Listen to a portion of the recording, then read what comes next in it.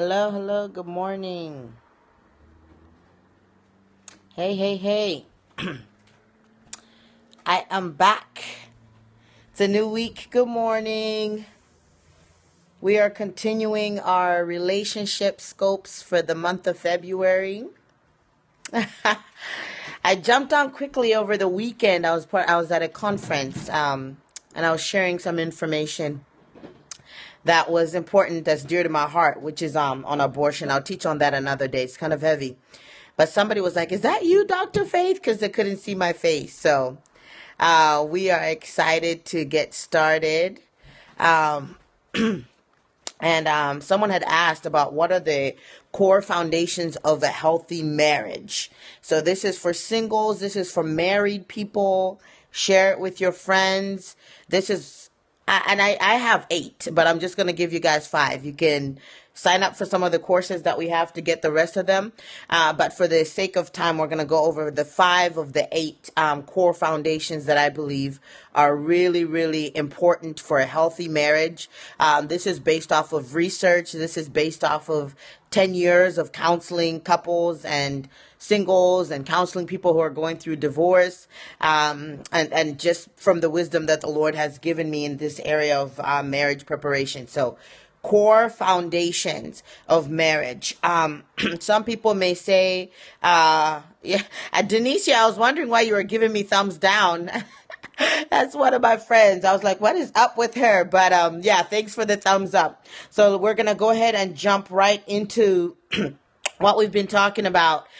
This week is the week where I'm doing the course on Thursday night for singles and married folks. And we're going to really equip you guys in the areas of communication. So we're going to teach you your communication style, different communication styles. We're going to teach you your love language and what your your mate's possible love language is. If you're already married, make sure that they take the course as well so that you guys can really learn how to love each other based off of your love languages. And we're also going to talk about temperament. So if you haven't signed up for that course, it's Thursday night. You need to hurry up and do it. You sign up at AskDrFaith.com. And then for those that are singles, if you sign up for the online singles conference, you get the Thursday night course for free. You go to AskDrFaith.com and sign up under online courses, and you're able to sign up for that course. All right, let's get ready for what you guys jumped on here for. I hate it when I come on a Periscope and the person is just talking. So like I said, for those that are married or those that are singles and preparing for marriage, this is really essential. Share it with your friends so that they can get the information. So we've been talking about relationships and marriage for a long time. We did a scope last week on sex. It was a very hot topic. People had a lot of questions, got a lot of great reviews on it. You can catch it on catch.me, and we're going to upload some of them on my YouTube as well in the next couple of weeks. We have a lot going on, but my team is trying to work really hard to work on that. So we're going to go back at some point and really touch on sex a little bit more. I think a lot of people had a lot of questions. There's a lot of wrong teaching that's in the body of Christ, and it's really, really essential. Catch is spelled KATC .me for the person that's working. KATCH.me, and look for Dr. Faith C. So we'll touch on sex again at some other point, but let's begin. When we're looking at marriage and we're looking at research of what a healthy marriage looks at. And in June, some of you guys have asked for the 6-week boot camp that we do for singles. We go over these like in detail. I teach each night for 2 hours, and we go over these core values in detail. Today, I'm just giving you guys a brief kind of overview. The first one is trust. Okay. And these are not in any particular order, depending on what has gone on in the relationship, what areas a person has had to heal from. Trust is going to be really, really essential in building a healthy marriage. If you do not trust that person, if you have trust issues, you are not going to be able to build on faithfulness. You're not going to be able to build on communication. You're not going to be able to build on love. So you have to learn how how to trust your mate. People always say trust is earned. I don't believe it. I believe that trust has to be given, because even if trust is earned, you ultimately have to make a choice to give that person your trust. And so what happens when you're courting, when you're dating, those are the seasons that you're supposed to be learning how to trust the person that you're with, how to trust them with your emotions, how to trust them with your goals, how to trust them with your heart. You know you trust someone because you feel comfortable with them. You feel comfortable with letting them into some of your secrets, into some of the deepest parts of your heart. But if you're constantly questioning their motives, if you're constantly questioning if they're going to stick around, if you're constantly questioning if they're for you, then you probably have an issue with trust. And we'll deal with this for the singles that signed up for the online singles conference a lot. This is one of the issues, that if you are still single, do not get married. Do trust and love go on hand in hand? I'll answer those, go back and forth. But if you don't deal with your trust issues, and some of our trust issues come from people abusing us or neglecting us or abandoning us, if you don't deal with them before you get married, you're going to put a big burden on your spouse, because you're always going to be constantly wanting them to prove their love for you. You're constantly going to be wanting them to prove themselves to you. And love shouldn't be that way. Love should not be something that someone has to always prove to you. You give someone your trust. Even when they have betrayed your trust, you ultimately give them. And you don't give them because they're not, because they're perfect. You give them because you know that you believe in whatever you're building together with that person. So for example, when I'm coaching or counseling couples that have gone through, affairs. It's really, really hard to trust someone after an affair, but you can choose to punish them over and over by making them call you every 1 hour, making them tell you where they always are, making them, do all these things. And I think initially after an affair, that's okay, because the other person should be working to regain your trust. But if the other person is working to regain your trust and they're meeting all these things that you're setting, and you're still treating them horribly, you're still not wanting to let it go, you still want to talk about it every week, you are not giving them your trust. So trust is a two-way street. And the purpose of marriage is you are entering into a union with someone who you feel confident in, that you can trust. That doesn't mean that sometimes someone will lie. That doesn't mean someone is not going to break that trust. But it means that I love this person enough that if there is a broken of trust, I am willing to work through it, and I'm willing to rebuild that trust with that person.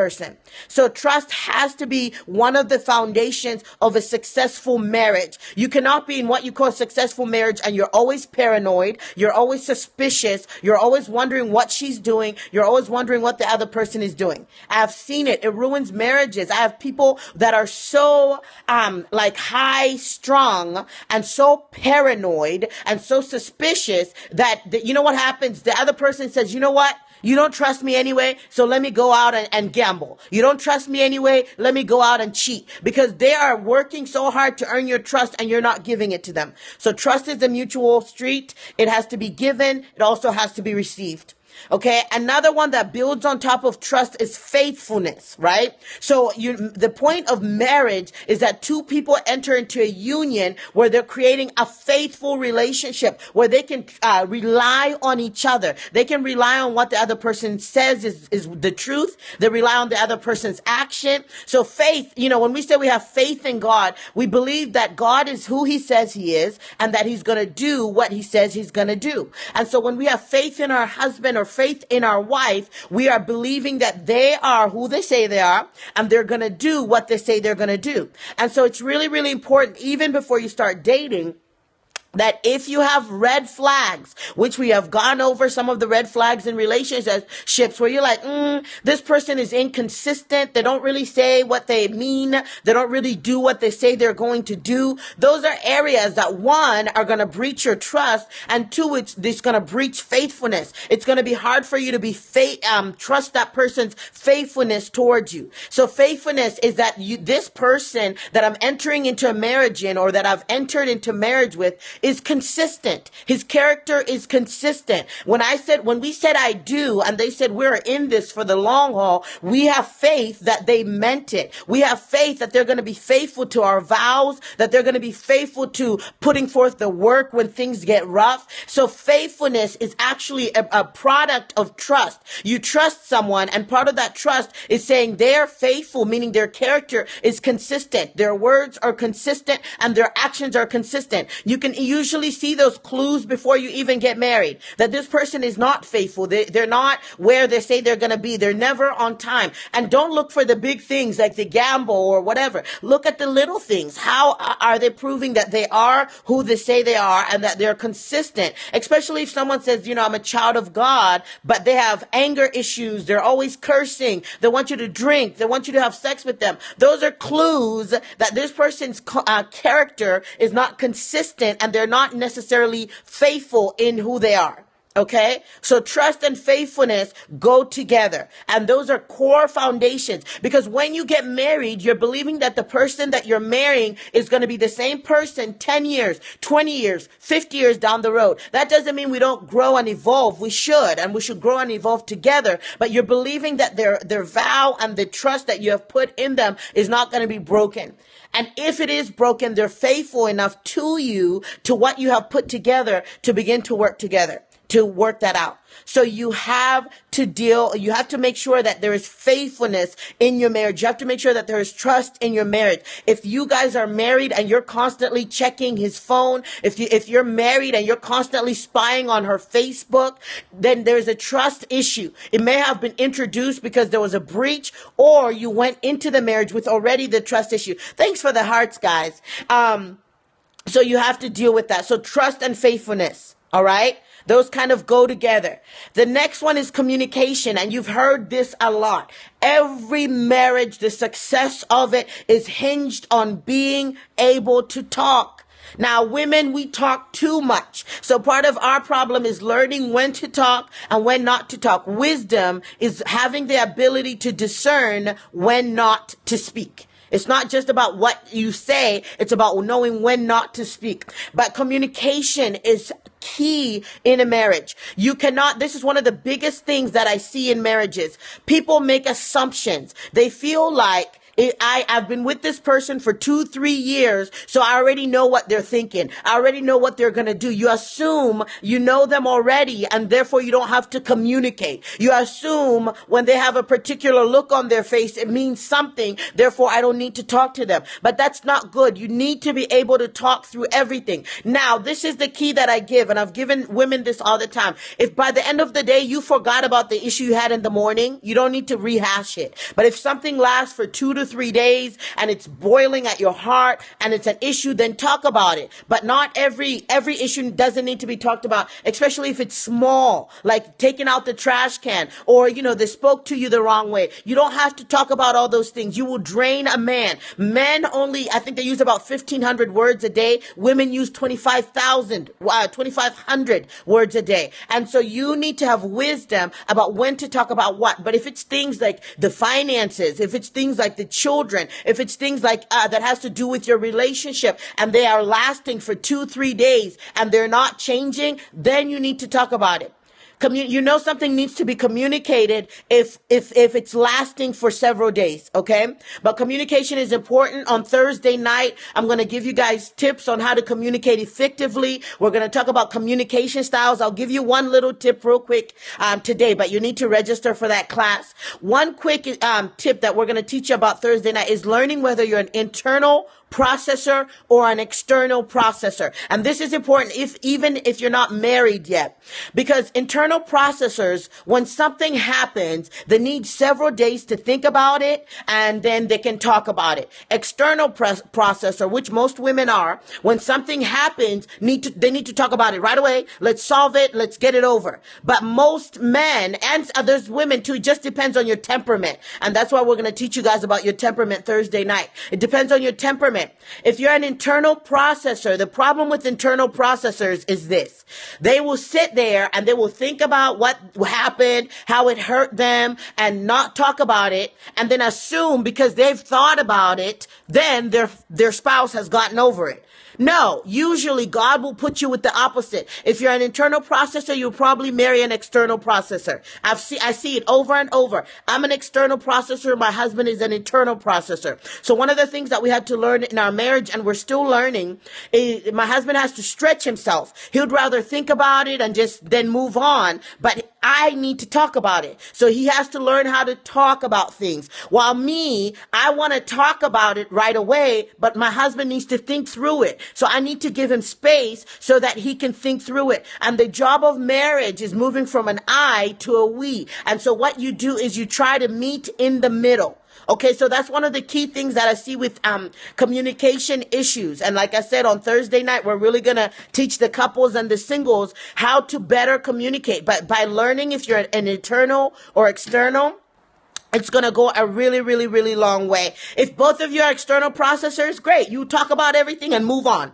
But if both of you are internal processors, it's going to be really dangerous because both of you guys are going to have issues. You're going to hold them in and never talk about them. And it can create a real issue. And I believe that's why when God puts people together, he puts them opposites. He puts one external with one internal. But I have seen sometimes when both people are internal and they have to work at communicating. Okay? If it drives you nuts, you're going to have to develop patience. Marriage is about making us holy. And one of the ways it makes us holy is God puts us with people that are opposite of us so that it can perfect the areas that are weaknesses in us. The marriage should bring forth fruit of the Spirit.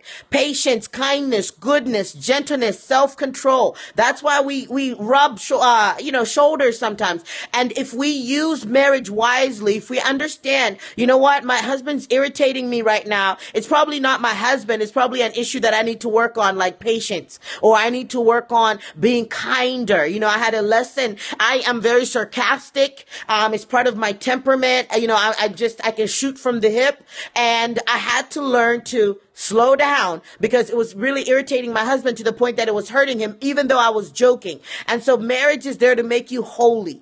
Okay. So communication is a must. You need to learn how to tone down certain things and how to tone up certain things so that you and your spouse can meet in the middle. All right. So communication is a foundation of marriage. There's so many things I can teach on communication. Maybe if I have time, I'll do another Periscope on it. But if you take the class on Thursday, we'll really go through this.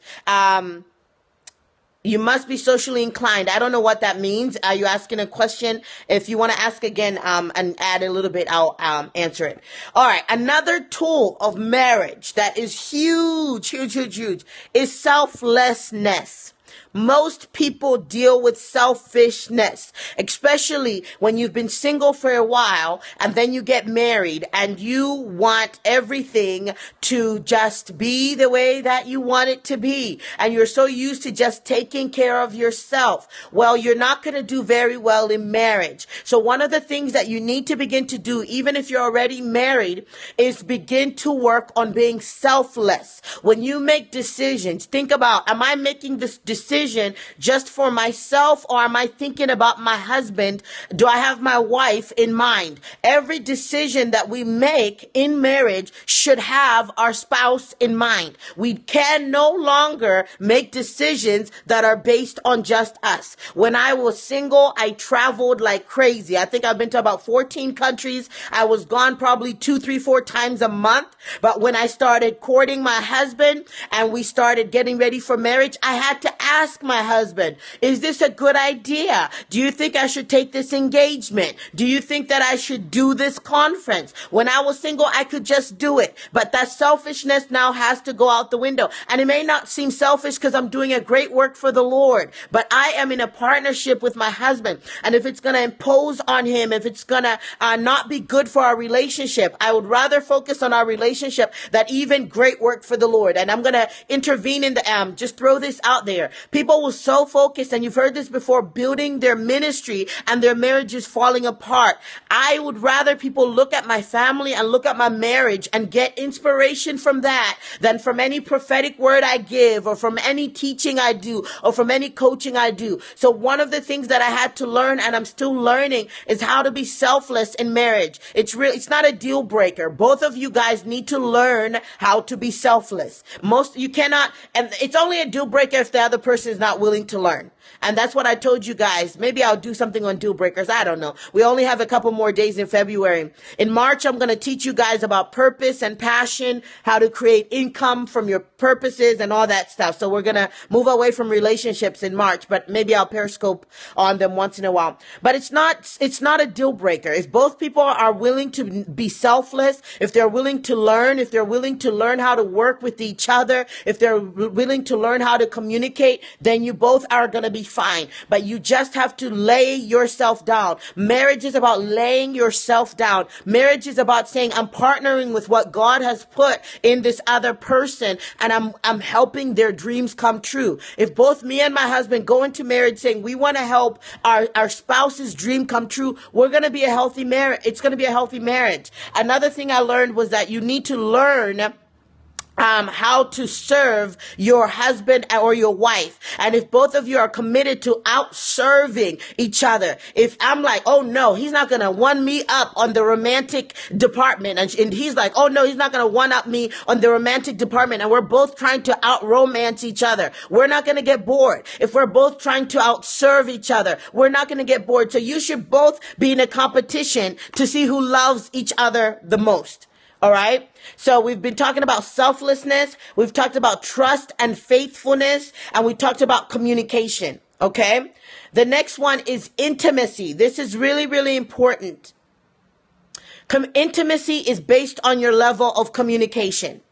Intimacy is based on your level of communication. Now, men, for a while, they can see, okay, first of all, we need to define what intimacy is. Intimacy is not sex. All right, guys, intimacy is not sex. Intimacy is the ability to sit and communicate our deepest desires, our fears, and our hopes with each other, and for each other to feel safe with sharing those things. Intimacy is unveiling our hearts with each other and feeling transparent and being comfortable to feel naked and trust that person, that they're going to hold their heart in your hands. That is the root of intimacy. Yes, vulnerability, the ability to open up yourself. Can you create an environment for your spouse to be willing to be teachable? I can answer that in a little bit. Let me answer this, and then I'll go back to intimacy. She's asking, can you create an environment where your spouse can be teachable? The best way is by modeling what you want to see. So if you want to see more selflessness in your mate,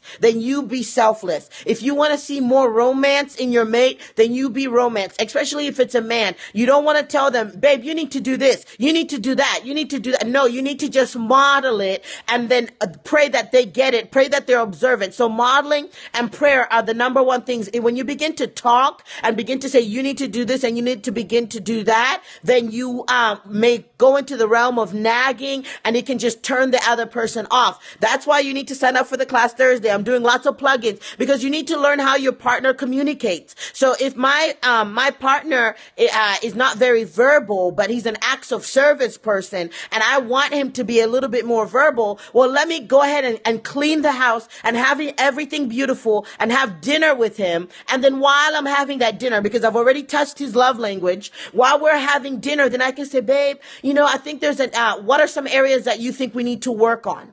What are some areas that I need to work on? This is what I always do with my husband. I'll say, what are some areas I could improve in? And he'll share, and then he'll ask, what are some areas that I could improve in? Sometimes he doesn't ask because men are just like that. But I'll say, well, babe, I think we could work on this and this. But I just don't come out and just say, this is what you need to do. Now, some days when I'm sleepy or whatever I may, but I try to create an environment where we feel love, we feel connected, and we go from there. Yes, this Thursday night is the webinar at 8:30. You can log in from anywhere. We have people that come on from London and all over the world. You just register and we send you the login information. So you have to model an environment for that. All right, back to intimacy. So intimacy is hinged off of communication. Not only are you vulnerable with each other, you trust each other, you feel safe, you feel like you're faithful towards each other. If you don't think your mate is faithful to you, then it's going to be really hard for you to be vulnerable, right? So trust, faithfulness, communication, selflessness, all are like the foundations of intimacy. I was reading an article the other day. I won't go into that the other day, but I was doing some research and it was just talking about how most couples that really, really do well are couples that are able to see the little signals from each other's desires and each other's needs. So you don't have to wait for your spouse to sit down and say, I need XYZ. But if you are aware of their environment and their little clues and you meet them, it helps you create a healthier marriage. And so you don't have to always wait till you sit down to share everything, but this is another one. You should be the best student of your mate. All right. The goal of marriage is to be the student of your mate, meaning you study your mate. You learn your mate. You learn when they're shifting. You learn when they're changing. That is our goal. And I'm giving you guys lots of information that I charge a lot of money for. So thank God for Periscope. But, so be a student of your mate, create intimacy, create vulnerability. And then when you are able to communicate, it's so much easier to have sex, right? Intimacy comes out of, sex. Now, a lot of times, and I shared with you guys this during the sex scope. Maybe we'll do some more sex scopes, but I don't want crazy people jumping on. I talked about how men don't always can always talk. Meet them halfway, have sex, be intimate, and you'll find that the oxytocin and the hormones are running, and they're able now to cuddle, and they're able now to talk, and they're able now to listen to you blab, women. And on the other hand, it's harder for them to communicate or to have sex if they don't feel intimate via communication or vulnerability. So sometimes you need to say, you know what? I know I really want to have sex, but let's talk about what's been on your heart. Tell me what's going on. Tell me your dreams. Tell me what's been happening this week. After you do that, then you need to go forward. Yes, this is Sex After Marriage. This Periscope is for married folks, and singles can peep in, okay? Anytime I talk about sex, I am an apostolic leader. Anytime I talk about sex, it's in the context of marriage, all right? It's never, unless I'm talking about soul ties or the damage that sex does before marriage. All right. So intimacy is one of the other foundations, not just sexual intimacy. That's important, but also the ability to be vulnerable and the ability to communicate one to another and to give each other your hopes and your desires, to dream together, to, just plan your life together. All those things connect. Create intimacy. Now with trust, honesty goes with trust. Some people may put honesty as another one. So these are just extras I'm giving you guys. I said 5, but honesty, it goes with trust and faithfulness, that you say what who you are is who you really are. And what you say you're going to do is what you really say you're going to do. So if you are not trustworthy, then there's not going to be any faithfulness. And then we know that that's rooted out of honesty. All right. Let me give you guys the last one. Then I got to go. Joy, fun, our joy/fun. Your marriage needs to have fun. You need to have joy in your marriage. And that is created by creating intentional moment of joy. You need to be laughing together. Laughter is the glue that keeps marriages together. Laughter is the glue that keeps marriages together. You cannot forget why you got married. Create moments of silliness. Create moments of joy. Go on trips together. If you don't have a lot of money, cook something at home together. Play games together. Play. You cannot have a marriage without laughter. You cannot have a marriage without playing. It's going to be a very dull marriage. And sometimes when life is happening, you can get into a routine and you have to get yourself out of that routine and say, we have not laughed We have not played. Let's do something in that round. So you make sure that you date, right? You hear people saying date nights once a month. That should be at least a time. Are trips okay before marriage? No, not if you're going to be sleeping in the same room. Not if it's just you two. Now, if you guys go in a group and the girls are in one room and the guys are in another room, fine. If you are getting ready to get married and you're going to meet his family and you're in one room and the other person's in another room, fine. But don't be taking trips just you two to the islands. You got your bikini on and he's got boxers on. You're going to have sex and it's going to cause a lot of problems. Okay, so no trips before marriage unless they're in groups or you know that for sure you're going to be sleeping in two different areas. All right, that's just the reality of it. So, does being bipolar affect being in a relationship?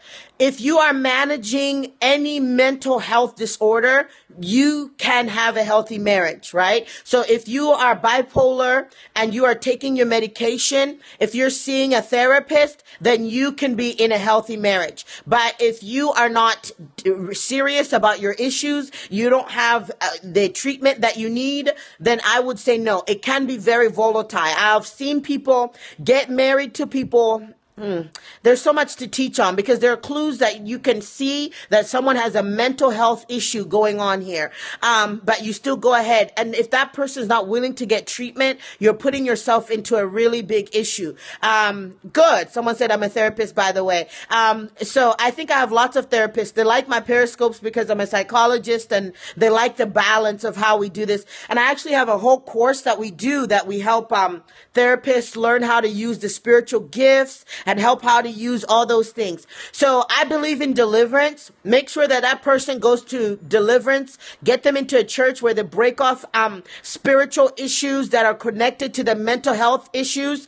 And then after they go through the deliverance, they need to learn a new way of thinking. And so they need to go ahead and learn how to adapt and think differently. Sometimes people need medication and it is okay. If you take medication for your headache or for your cancer, it's okay to take medication because not all mental health issues, and I'm going into a mental health scope, but I'll just give you this right now.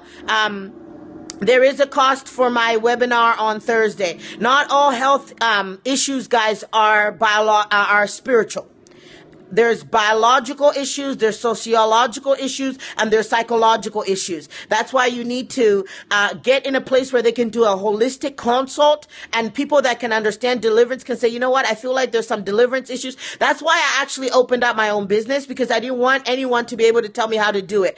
I get people and I'll say, you know what, no, this is a huge psychopathic issue. I'm going to refer you out. And then I'll say, no, this is a spiritual issue. You need to do deliverance or you need to do inner healing. So I'll teach on that at another point. My webinar on Thursday does have a cost. I do one free webinar a month and I do one that costs so I can feed my children. All right. That's through my business. All right. Anyway, I went off. I was talking about where were you 10 years ago? I was getting my degree.